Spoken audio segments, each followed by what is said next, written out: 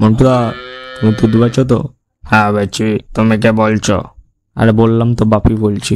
আচ্ছা, তোমার দুধে কি প্রোটিন আছে? হ্যাঁ, মুখ সামলা কথা বলো। আমার দুধ মানে কি? আমি গরুর দুধ। আরে মন্টুদা, ও একই হলো। তোমার দুধ আর গরুর দুধ তো এক। তুমি কি ফাইলাই মারছো নাকি? আমার দুধ আর গরুর দুধ এক হবে কেন? আমার কি দুধ বেরোয় নাকি?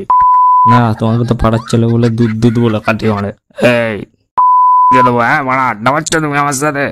দেখবা ডাকো। আচ্ছা বলছি, গরুর দুধে বেশি প্রোটিন না বাঘের দুধে? তুই এখানে চ্যাংড়া মারছিস বাড়া? বাঘের দুধ কি আমি তোর ইয়ে থেকে দেবো নাকি?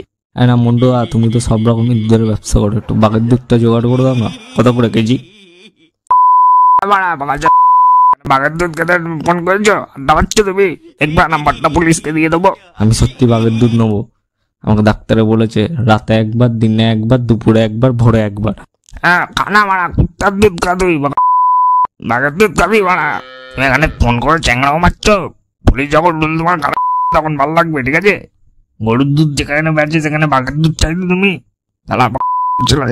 সামনে দোকানে এমন তো শোন, নেক্সট টাইম যদি এখানে ফোন আসতে না তো ফোন দেবো, বলে দিলাম।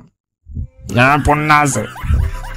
মন্টু দা, বাঘের দুধ হবে নাকি? মন্টু, মন্টু তুই